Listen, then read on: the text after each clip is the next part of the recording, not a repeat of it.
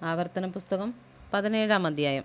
വല്ല ഊനമോ വിരൂപതയോ ഉള്ള കാളയെങ്കിലും ആടിനെയെങ്കിലും നിന്റെ ദൈവമായ യഹോവയ്ക്ക് യാഗം കഴിക്കരുത്. അത് നിന്റെ ദൈവമായ യഹോവയ്ക്ക് വെറുപ്പാകുന്നു.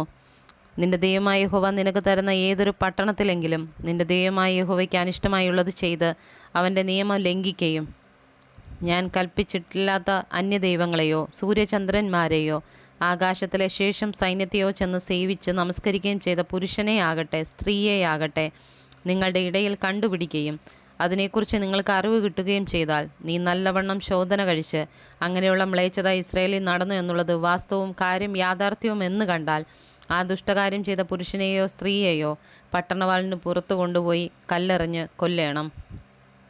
മരണയോഗ്യനായവനെ കൊല്ലുന്നത് 2-3 സാക്ഷിയുടെ വാമൊഴിമേലായിരിക്കണം. ഏകസാക്ഷിയുടെ വാമൊഴിമേൽ അവനെ കൊല്ലരുത്.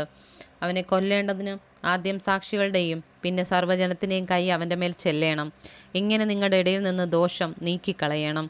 നിന്റെ പട്ടണങ്ങളിൽ കുലപാതകമാകട്ടെ, വസ്തുസംബന്ധമായ വ്യവഹാരമാകട്ടെ, അടികലശലാകട്ടെ, ഇങ്ങനെയുള്ള ആവലാതി കാര്യങ്ങളിൽ വല്ലതും വിധിപ്പാൻ നിനക്ക് പ്രയാസമുണ്ടായാൽ നീ പുറപ്പെട്ട് നിന്റെ ദൈവമായ യഹോവ തിരഞ്ഞെടുക്കുന്ന സ്ഥലത്ത് പോകേണം.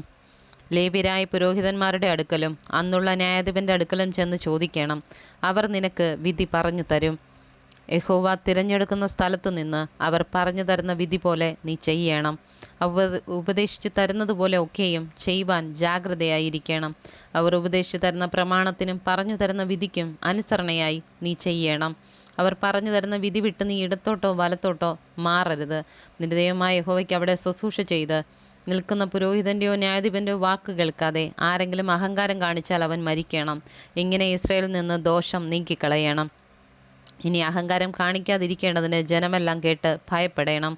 നിന്റെ ദൈവമായ യഹോവ നിനക്ക് തരുന്ന ദേശത്തു നീ ചെന്ന് അതിനെ കൈവശമാക്കി അവിടെ കുടി പാർത്ത ശേഷം എൻ്റെ ചുറ്റുമുള്ള സകല ജാതികളെയും പോലെ ഞാനൊരു രാജാവിനെ എൻ്റെ മേലാക്കുമെന്ന് പറയുമ്പോൾ നിന്റെ ദൈവമായ യഹോവ തിരഞ്ഞെടുക്കുന്ന രാജാവിനെ നിൻ്റെ മേലാക്കണം. നിന്റെ സഹോദരന്മാരുടെ ഇടയിൽ നിന്ന് ഒരുത്തനെ നിൻ്റെ മേൽ രാജാവാക്കണം. നിന്റെ സഹോദരനല്ലാത്ത അന്യജാതിക്കാരനെ നിൻ്റെ മേൽ ആക്കിക്കൂടാ. എന്നാൽ അവന് കുതിര അനവധി ഉണ്ടാകരുത്. അധികം കുതിര സമ്പാദിക്കേണ്ടതിന് ജനം മിസ്രയീമിലേക്ക് മടങ്ങിപ്പോകുവാൻ അവൻ ഇടവരുത്തരുത്. ഇനിമേൽ ആ വഴിക്ക് തിരിയരുതെന്ന് യഹോവ നിങ്ങളോട് കൽപ്പിച്ചിട്ടുണ്ടല്ലോ. അവൻ്റെ ഹൃദയം മറിഞ്ഞു പോകാതിരിപ്പാൻ അനേകം ഭാര്യമാരെ അവൻ എടുക്കരുത്. വെള്ളിയും പൊന്നും അധികമായി സമ്പാദിക്കുകയും അരുത്.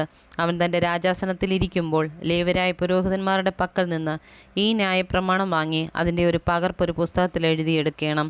ഈ ന്യായപ്രമാണത്തിലെ സകല വചനങ്ങളും ചട്ടങ്ങളും അവൻ പ്രമാണിച്ച് നടന്ന് തൻ്റെ ദൈവമായ യഹോവയെ ഭയപ്പെടുവാൻ പഠിക്കേണ്ടതിന് അതവൻ്റെ കൈവശം ഇരിക്കുകയും അവൻ്റെ ഹൃദയം സഹോദരന്മാർക്ക് മീതെ അഹങ്കരിച്ചുയരാതെയും അവൻ കൽപ്പന വിട്ട് ഇടത്തോട്ടോ വലത്തോട്ടോ തിരിയാതെയും ഇരിക്കേണ്ടതിനും അവനും അവൻ്റെ പുത്രന്മാരും ഇസ്രായേലിൻ്റെ ഇടയിൽ ദീർഘകാലം രാജ്യഭാരം ചെയ്യേണ്ടതിനുമായി അവൻ തൻ്റെ ആയുഷ്കാലമൊക്കെയും അത് വായിക്കുകയും വേണം.